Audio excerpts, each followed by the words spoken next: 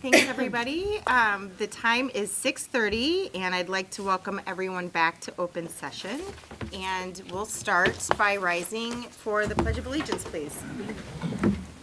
I pledge allegiance to the flag of the United States of America and to the republic for which it stands, one nation, under God, indivisible, with liberty and justice for all. Thanks everybody for being here tonight. As we get started, the first thing is public participation. So, Marilyn, we have somebody signed up? Yep. Okay, great. As is the case with all our meetings, there are two opportunities for public participation. The first is for individuals who signed up before the meeting right now.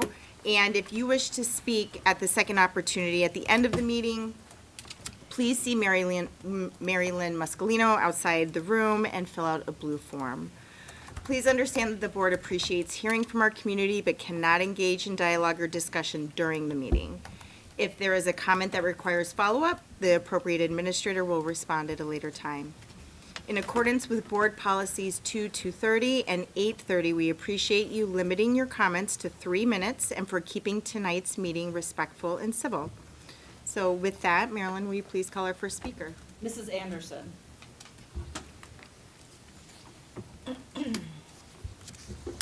Hello, members of the Board of Education.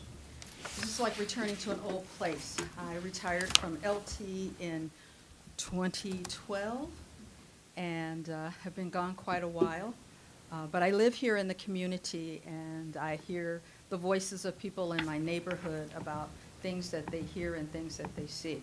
I know LT has changed a lot in all those years. How you even get into the building itself, campus is so different. I taught world cultures going back to 1972. I've taught world history, global relations, and U.S. history. I'm here tonight because I saw that article in the Patch, as probably many people saw it. And I noticed the books that were up for review. An active book club member with many teachers here from LT in the English department who retired even before me. We meet every month and discuss books. It was interesting to note that a lot of these books were on our book list that we've already read. We've read Between the World and Me. We've read Cast, the Origins of Our Discontent. We've read The Message. And it was interesting that I saw Poverty in America by Matthew Desmond on TV, and he was talking about his book. The only one I had not read was Alice Driver's book, but it is very interesting. Alice Driver is a white woman who grew up in rural Arkansas in a house that was built by her parents, and they were a potter and a weaver. And she actually went to Berea College, which was a rural school in Kentucky founded in 1885 to educate formerly enslaved people and students with limited economic resources. And I thought, what an interesting book it would be to read from her perspective, going to a black institution, coming from a very rural area, growing up in poverty herself. And so she wrote about and investigated the life and death of the American worker. And she has a master's and a PhD in Hispanic studies. So I said, what a wide, diverse lady. So I'm hoping that, and I know you're going to be approving books, but I think it's important. I thought about when I went to college, one of the first books that I read, I went to St. Olaf College, and we had to read books before we entered our freshman year. And one of the books I remember was The House of Intellect. Of all the books that I've ever read, it was The House of Intellect, talking about how do we use our mind and our intellectual knowledge and that we apply it to the world. And we met with a college professor and we discussed our books, and our professor served us dinner, and that professor became my mentor to go into education. And so I hope that our students here get a diverse background and that we don't ever limit the books that children can read. And you look at the appropriateness of the age group that they're reading these books, and you have a good teacher that will look at all sides. So thank you, and good luck in the coming, or the end of the school year and the coming next year. Thank you very much. Tim Penrod.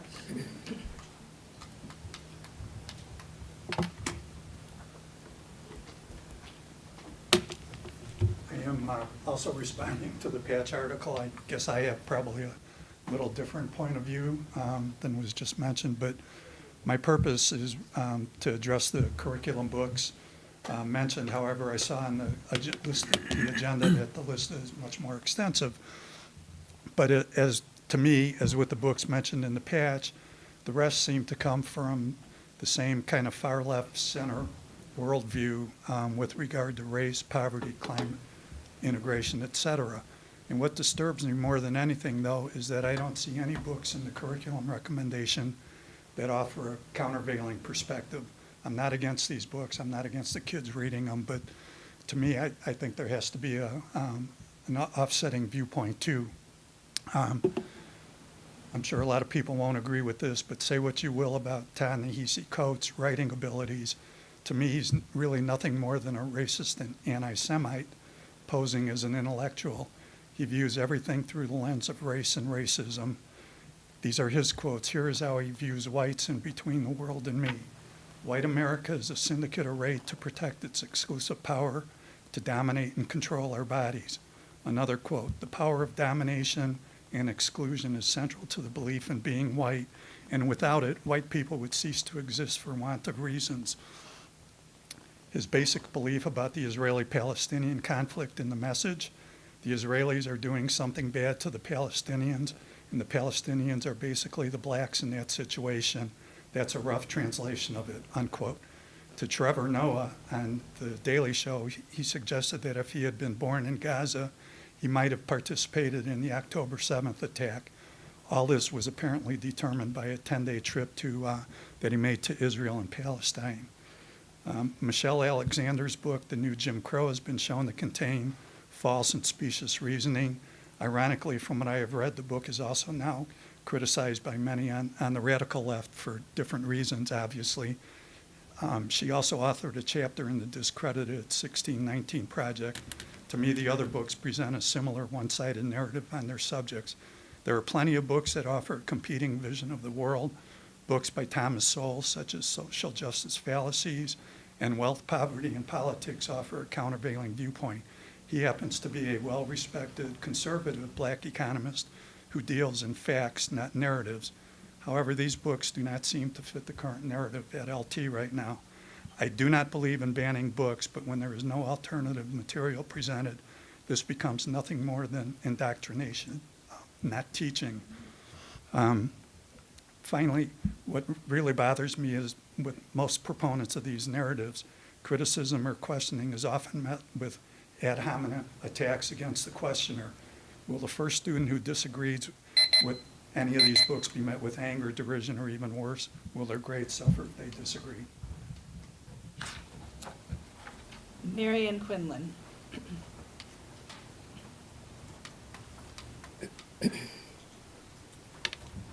Thank you very much.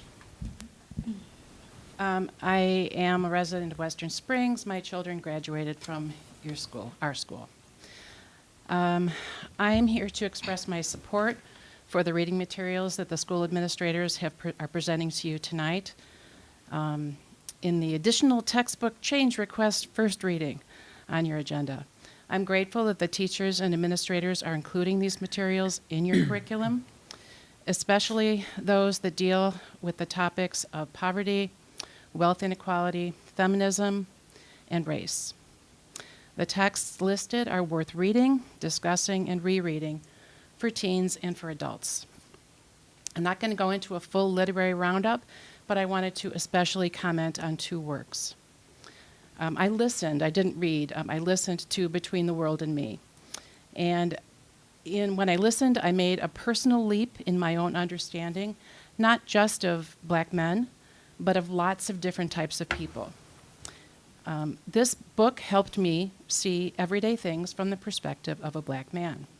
And it did so much more than that. The specific experiences of black men were so richly described by the author that suddenly I could clearly see the universal human need for bodily autonomy, which is a concept that I was very unfamiliar with. You might say I'd taken it for granted or was not even aware that this was a thing. I learned to understand that this was in reading, it was not told to me. I started connecting his experiences with observations and experiences of my own. And I could see that it was a universal human need to have autonomy over one's own body.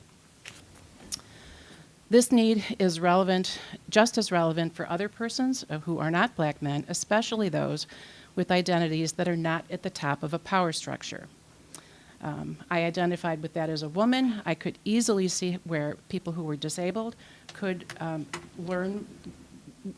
I could understand their experiences better, even though they probably weren't even touched upon in the book. And understanding incarcerated people and all sorts of people I could understand better, only because this author had spoken in very clear terms about one specific, his own experience. Who could ask for anything more than understanding others and understanding yourself?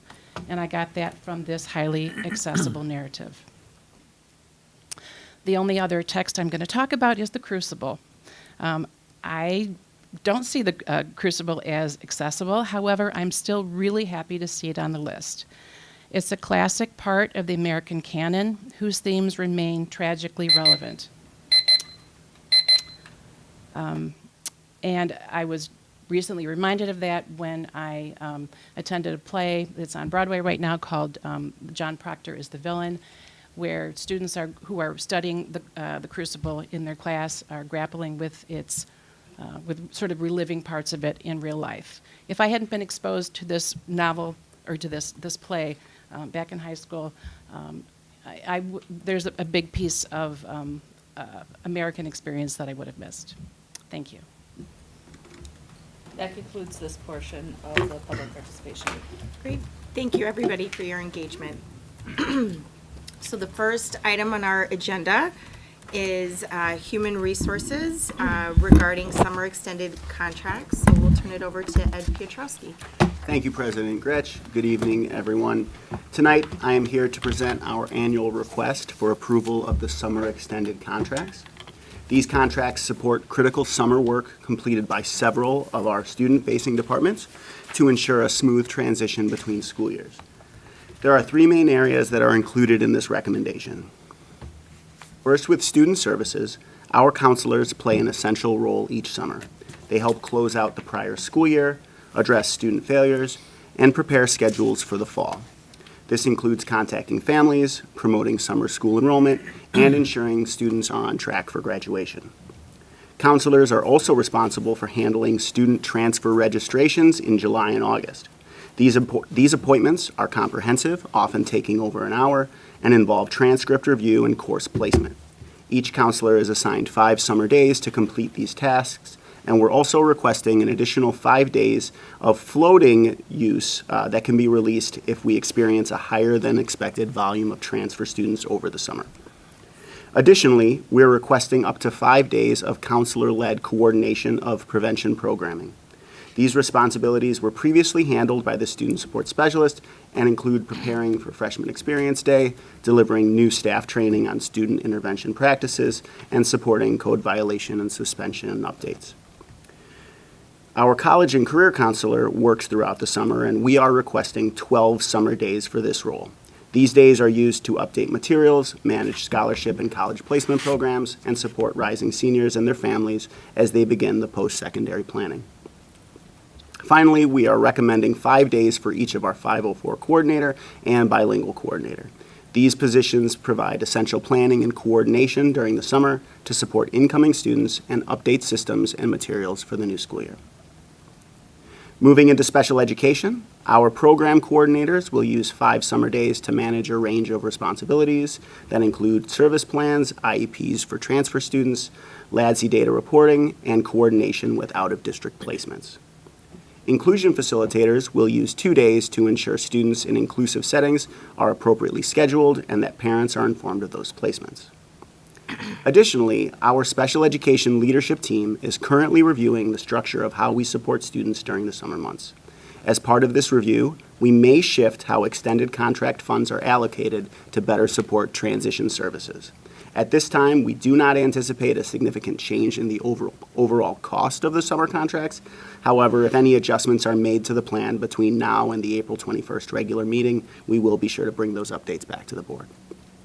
Finally, in athletics, we are requesting time to be used by our assistant athletic director over the summer. The hours requested will be used to finalize event schedules, staffing officials for all contests, updating the athletic department handbook, and coordinating picture day, and then finally preparing for the preseason athletic meetings and publications. This annual investment helps ensure that essential planning, compliance work, and student support efforts continue during the summer months, so we're ready to start strong in the fall. I'm happy to answer any questions that the board might have at this time, and thank you for consideration of this recommendation. Thank you. Thanks. Yeah, Ed, I was just back up to the special education section. You were starting to talk about it sounds like there's a little bit more detail than what was in this memo. What exactly were you suggesting about what they might be doing with the transition program? And So, absolutely. Our special education leadership team is working to refine our transition services. In the past, we've had roles like program coordinators, inclusion facilitators. We're looking to expand that into some sort of transition role. Not additional people or additional roles, but just reallocating additional roles. With the finalization of that might change who some of these summer program or extended summer hours would go to. Instead of 3 inclusion facilitators, we might have 2 inclusion facilitators, and then 1 person who's using those days for the transition specialist to help things from a transition standpoint for special education. That's the only change to that. I guess the reason I was asking is, and this might be, not something we would really get into here, but it'd be lovely to hear that if something does come out of this or there's some development in that area, I'd love to start hearing some more about our special education program services and the transition program too. Sure, absolutely. So I definitely would, especially if there's some really interesting findings and some reworking of how that looks. Absolutely. Out of that. Absolutely. I just had a couple questions. One is the rates. I know you broke that out, especially for counselors, depending on who will be in attendance. Correct. Are all these rates based on a per diem rate? They are based on a per diem rate that's based on the negotiated agreement. Okay. And the historical costs, I know it's always, we're planning for this much, but usually we never get to that point. Can you give us, and I'm not looking for exact numbers, but historically, can you talk a little bit about what that ends up being? Absolutely. It's a little bit different than when Scott is planning for summer curriculum work, where we put all the slots and address it with the highest rate, knowing some people might not be available or we might not use all of it. So I think Scott's usually around 75 to 80% of funds allocated that are funds used. Ours is a little bit different because these are contracts that people will be assigned to. Okay. So if we take student services, for instance, Drew Eater will work with the counselors to assign them their 5 days during the summer to provide coverage. So for the roles that have specified days, those will be used. The only changes might be, there might be a person who might not be able to do all of those days, and a person might pick up one of their days, and so there might be a little bit of change there. Or if we have new people coming in, we don't know the rate at this time, so we use a TBA amount. The days that are really left that could change would be those additional 5 days over the summer if we have a large influx of transfer students in, or some of those days for like prevention programming. It might not take that full amount of time. But those other days for the counselors, program coordinators, inclusion facilitators, and those days that are specified, those days would be They used. will be used. Yes. Okay, very good. Thank you. Absolutely. Yeah, I was going to ask the same thing. And the roles and the number of days that we recommend has been consistent over time throughout my entire time in this role for 16 years. So while the number would fluctuate based on the current negotiated agreement, what we are asking for in terms of the scope has not changed. Okay. Thank you. Absolutely. Any other questions? No? Yes? All right. Look what you're Jane buying. and another- I don't think I have a You did. question. You look Reading, like- so this will come back in 2 weeks. Okay. Second reading. Yep. Great. Thank you, everybody. Thanks so much, Ed. All right, so then we move into curriculum and instruction, and are going to begin with the 2025 summer reading list. My favorite, Scott Agerty. There you go. Thank you, President Gretsch. Yeah, this is the time of year where we get to share the summer reading recommendations, has been done in years past. Our Assistant Division Chair for Language Arts, Toby Casella, has brought together teachers, librarians, and students to really just get an interest of what kids are reading, what they're interested in reading, keeping in mind that the goal for summer reading is the opportunity to just read, not have to worry about doing a project or anything like that. You can see that they've done quite an amazing job. There's a wide array of books here. And their process is pretty much the same as it's been, with one exception. They now have an Instagram account, and they've already started posting. So there's a lot. If you haven't followed it yet, they're really fun and clever and trying to get kids to get excited about reading in the summer. They'll be posting mini book talks as well throughout the summer, so people can get a sense of what the books are. And like we have in years past, we will have all the book trailers and links to all the books on our website. Summer reading posters will be distributed to our associate schools and local libraries. Our teachers will be talking about summer reading beginning in May. There'll be some email blasts. Barnes & Noble has been very gracious to set up a table in Oak Brook with our books on them, so we send them the list. And then, like I said, we have that Instagram. So that's the first part. That's that general. Pretty much every kid should pick one. There are a few other books that are listed, and those tend to be more for your AP courses. Those courses have lengthy book lists that students are supposed to be familiar with, so often we'll add those in the summer. The only exception to that, AP Language and Comp, that's the nonfiction AP English class. They've been using Into the Wild during the regular school year. They're just asking to move it to the summer, and then they're going to be filling that in with some other things we'll be talking about later. The other teams, these are pretty much the same books that have been for the last couple of summers. Again, for the 4 AP Language and Comp, again, more nonfiction, and for the AP Lit and Comp, a wide range of fiction. So everything from classics to modern literature. So just for your own reference, we've included the summer reading survey so you can kind of see what sort of input they got for those summer reading texts.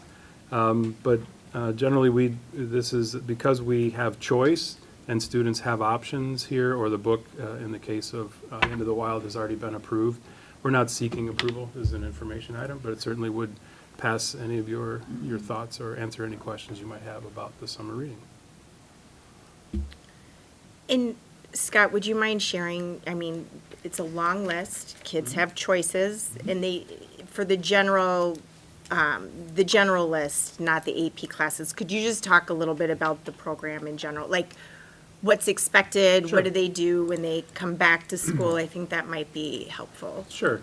Yeah, the suggestion is that they read at least one. And when they come back, they're essentially going to have, it's a way to get to know the students at the beginning of the year. So it's an activity in the English classes where kids will share their readings. They'll meet perhaps in groups with people who read the same book or people with thematically similar books, talk about their books, talk about what they liked, what they didn't like about the book. And it's a way to enter into a conversation and get to know each other without having to go into all sorts of personal details or, talk about what you did for the summer. Well, I read, The Marrow Thieves, and I thought that was great. It was, that kind of thing. So, No, that's helpful. Yeah. Great.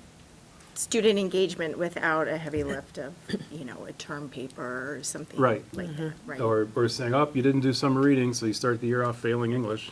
Right. Yeah, we did. That's not what it's for.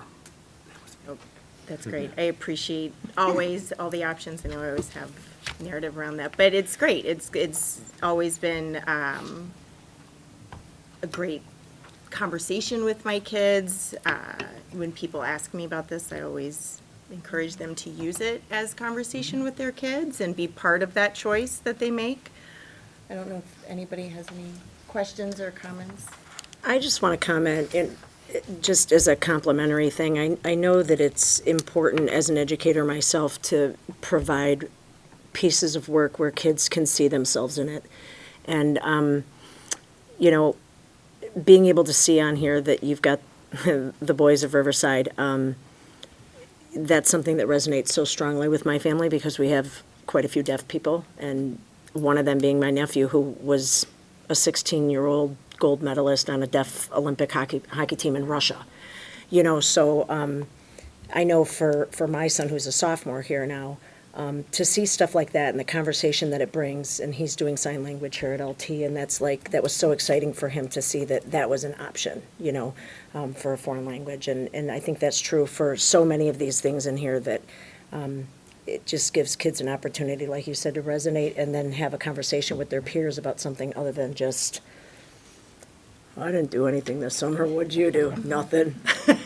You know, so, yeah, thank you for the list, because it's a really good one.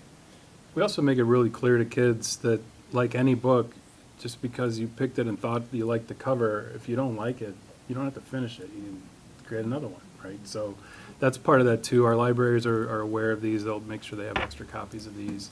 You know, if someone starts something and they don't like it, or they thought it would be something else, they can just pick another one. There's no pressure to finish a book that you're not finding a connection to.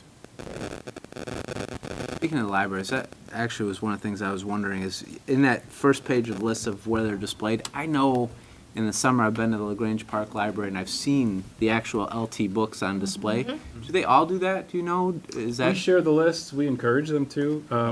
And we have a great partnership with all of our libraries, and I mean, come on, it's summer. They want to put the books out and get kids in, and Right. so yeah, it's a community event. Okay. And it's always fun to go to Barnes and Noble and see. Yeah, See I've seen something that. that you're reading for the Yeah. kids when they, well, I'm reading that, or I've Yeah. read that, this is so great, yeah. Thank you. And Scott, I think, too, historically, having seen this list year after year, it's different every year. Yes. I mean, I don't think there's ever repeat content, It's pretty rare. almost There's ever, which is. every now and then nice. things will come back. They both die in the end. I think we had about when it first came out. It's since been made into a movie, so I think that's why they might have brought it back, because okay. it might be of interest to kids who Sure. might not Yeah, have been that- aware of it. Timely, You know, those kinds of things. We had some English teachers who were pretty adamant that there be classics on here, and they often didn't get read, so we don't have any classics on here this year. yeah. Keep it for the school year. Yeah, I was gonna say, they will get some of that, for For sure. sure. I think it's great that you had 477 kids that ended up taking that survey, because I think that input from they're not going to pick up Right? books that they're not going to, find interest in. So Yep. that student participation is very encouraging.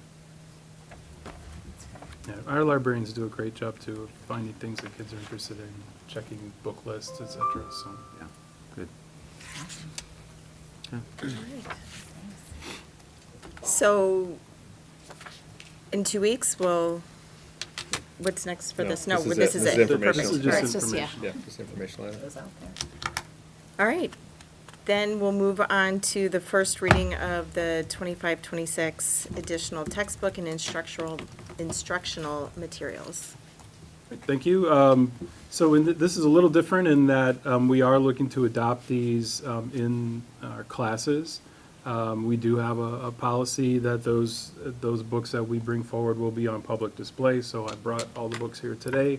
These will be here on public display in the boardroom for if people want to come check them out.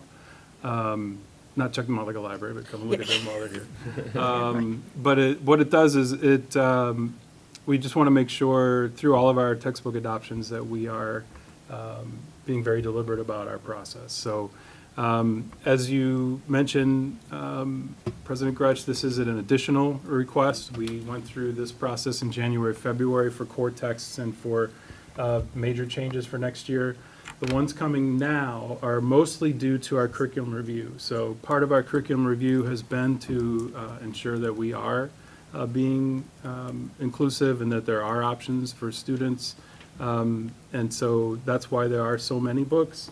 There's only a few of them that will be required reading. The bulk of them, especially the ones that are for the AP Language and Comp class, those will be choices. So again, not unlike summer reading, students are free to choose the book that they want to read.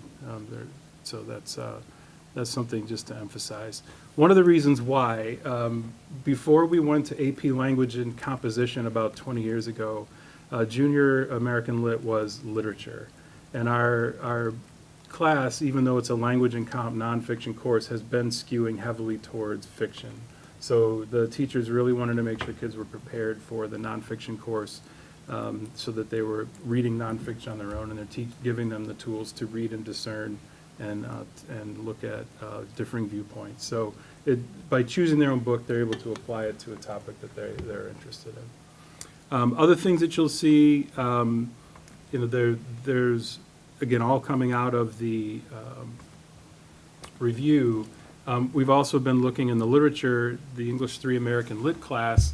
They wanted to do a Gothic unit. The Crucible is sort of the classic Gothic story of witchcraft in Salem.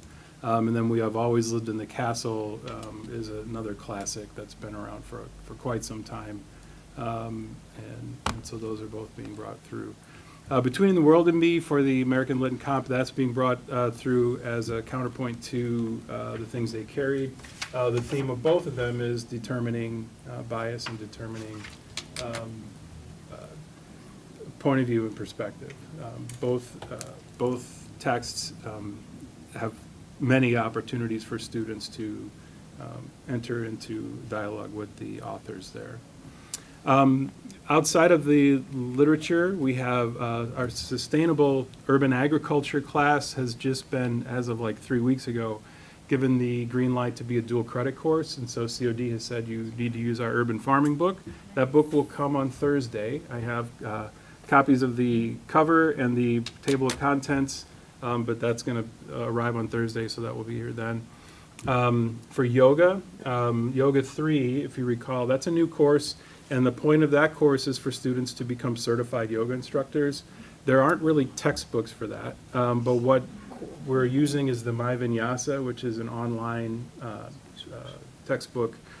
So I don't have examples of that, but you can go online to My Vinyasa and take a look at how that's set up. And then lastly is Algebra 1. So you might recall we did the curriculum review for Algebra 1 the very first year of our curriculum review, 3 years ago. And we've been talking a lot about algebra here at the board table with our associate schools, et cetera. And Janine Pruka, our new, second year chair, but seems new, right? She's really been working with those teachers, and they want to try a different type of textbook. They want to try a different approach to teaching algebra, and that's through the Amplified Desmos strategy. I have the Unit 6 materials here. We are piloting those materials beginning in a couple of weeks. So we don't know for sure if this is a text that we want, but we want to bring it forward for approval now in case we do. If we choose not to approve it, if the teachers see that it's not something that they want to do, then it will have been approved, we just won't buy it. But it is rather extensive. It's got online connections, it has textbook connections, it has workbook connections, and it's something I had the opportunity to sit through the demonstration with the rep from Amplify, and it's really engaging. And again, as we've talked about, our Algebra 1 in particular, those are the students who walk in who need to grow the most in order to meet expectations. So we're very excited about what this could bring, and so we'll be talking more about that certainly in the months to come, and hopefully we'll be adopting that in the fall. So I believe that covers all of our books for tonight. And again, this is a first reading, so these will all be kept up on display here in the boardroom. Anyone in the community that would like to take a look at them would just need to contact the superintendent's office and can arrange for them to have a look, and then in 2 weeks we will bring them back for approval. Great. Any questions? Pretty strict. But I can wait. I think you're the only. Sorry, I have a lot of questions. I usually do, but the Desmos Amplify pilot that you guys are looking to do, will that be done in both our gen ed classes and co-taught to see, or is that something that we're looking to just specifically target No, it's for everybody. We had, when the consultant came out, we had all of our math teachers and our co-teachers there as a part of it. And then Christine Zeman and I attended as well from the admin side, as well as our assistant chair and chair. Wait, unrelated that too. Yeah. So is Desmos, do they have other courses beyond Algebra 1 that would be? Yeah, so Desmos is actually, it's technically an online calculator. Okay. And that's how it got started. Amplify is the publisher, and Amplify has taken the interactivity of the Desmos platform and built a curriculum around it. So it includes much more. There's inquiry, there are group projects, there are opportunities for kids to do logic games, et cetera, all that are tied in then to the algebra. So it sort of goes away from the teaching algebra unit 1, algebra unit 2, algebra unit 3. It's more recursive, so the tests and quizzes are online, and so they'll get tests, or they'll get questions on their quiz from last unit, from the unit before, to keep it current, especially the ones that move forward. And it really is designed to be high interest for students. So we're excited about it, but we also know that it's going to require the teachers to really work with it too. So you can't just keep doing what you're doing and throw in a Desmos. So we'll talk. Janine and I have already talked a little bit about that and how that might look in professional learning for next year for them. Okay. Yeah, I was wondering, yeah, if that was going to be something that they have to work on over the summer to be able to implement it for the Mhm. fall. Yeah. Then they'll probably, like you said, rehash that the following for professional learning next year. Correct. You'll see something like that. Okay. Great. But the good thing is the algebra hasn't changed. It's just- Yeah, right. Not in a long time. That's right. All right. It's just the approach. So getting Good. to understand the tool Yeah. and There's all no the new different math coming. ancillaries. Okay. And then I did have some questions, thoughts on the resources that we're looking to adopt. And I know we've talked about this at the board table, that a lot of our curriculum or resources go across multiple content areas, right? And so, I'm looking at some of these novels or these books that we're looking at, and I think about our social emotional learning standards. And so this may be, Leslie, in part of your area as well. Specifically, 2B, recognizing individual and group similarities and differences. Late high school, we're evaluating strategies of being respectful to others and opposing stereotype and prejudice. I see a lot of what we're putting forward, and correct me if I'm wrong, that a lot of the things that we're putting forward also go across to our social emotional learning standards. I read things about evaluating and advocating for the rights of others, contributing to the common good. This is exact verbatim from our Illinois required state standards. Examining the norms of different societies and cultures and influences. So I guess my question is, do we feel like a lot of the work that your teams have put into putting these books forward are going across maybe not even just SEL standards, but other content areas as well? Yeah, for sure. I mean, that the core of our curriculum review was four areas. One of them was to align to standards, state and federal standards. Second one was to align to social emotional learning. So there are social emotional units in every one of our units. There's a component in every one of the units of our courses. The other one is connections to the culturally responsive teaching and leading standards that are also state mandated, and that we have interpreted for students through Goldie Muhammad's 5 Pursuits.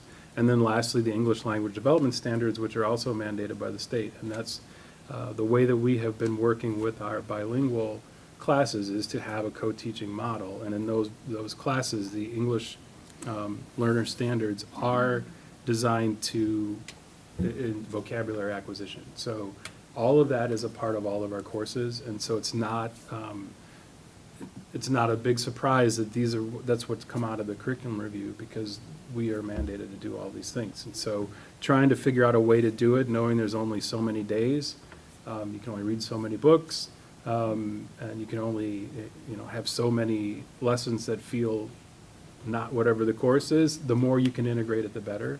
And the more a student can read something in an English class that will reverberate in a history class or vice versa, the better. So yeah, that's all by design, that there's all these overlaps. That's helpful. So I appreciate that. And then, sorry, my last question on the same topic is, I know our AP classes have requirements that we have to live up to as well. Does that also align with some of the books that we're looking to adopt, ensuring that they are aligned with whatever AP curriculum or requirements that they have, we have to hold? Yeah, our teachers go through an approval process whenever they are assigned to teach AP. They have to go through an approval, and they have to review the AP curriculum. So the AP curriculum doesn't necessarily state a specific text that has to be taught. It gives you time periods, or it gives you genres, or it gives you types of literature, and from that, they're often given lengthy lists. They'll often say this test might include something from one of these 4 or 5 books, and so those are usually your core texts. And then they want to make sure, especially in the language and comp, that you're reading nonfiction and you're looking for bias, you're looking for a point of view, you're looking for a perspective, you're looking for, we like to call them isms, is it post-structuralism, is it, whatever. So the kids are using that from a feminist lens or from a whatever lens. So that's all things that they have to be able to demonstrate in order to do well in those tests. So having a wide range and having kids talk about different books, they're able to get a broader perspective, and they don't have to read this entire pile that's sitting in front of them. Right. Okay, good. Thank you. Can I just tail off of your last question, just real quick? When the team is together and they're making their determination as to what these reading lists are going to be, do we have guidelines in place to make sure that as a educational and cultural community that we are having a very broad spectrum of what's being brought into that? Do we have those guidelines in place? And because the reason I ask is, I think it's a real slippery slope, especially when we go into reading materials that are selected, right? We have to navigate a very careful line of teaching kids how to think, not teaching kids what to think.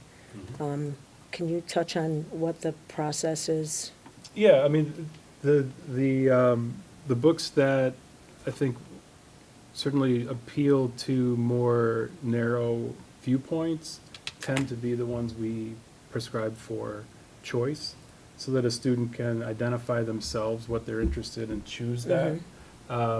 Whereas those books that everyone reads generally are of a wider nature, or are of take The Crucible, for example. It's a book that's well known. It's a book that investigates all sorts of topics and themes that you can then build upon, right? So, it's not designed to teach kids about witchcraft. It's designed to teach kids about society and about how people treat people and that kind of thing. So when they're looking generally at themes, it's rare that they're looking for a book because the topic is the perfect thing. I'll use Things I Carried as an example as well. It's a book about Vietnam, but it's really a book about loss, and it's a book about your community and your country and your beliefs, and what happens when those are shaken. How do you deal with all those things? And it's about Vietnam, but it's about so much else. And so the more that we have books that do that other thing, that it's not a treatise about one thing, those are the better books. Okay, so our group is cognizant of that. Totally, That's really the big question, and that's one of the things, when you get 8 or 9 English teachers in a room together, it's pretty nerdy. Right. Well, yeah. There's a lot of discussion, but no, I like this one better, or this or that, or no, I don't like this one scene, or what about this, and so, yeah. Who in here is offended by that? Okay, thank you. I just have a comment. I want to from my perspective, just level set that diversity, equity, and inclusion does not equal Black experience.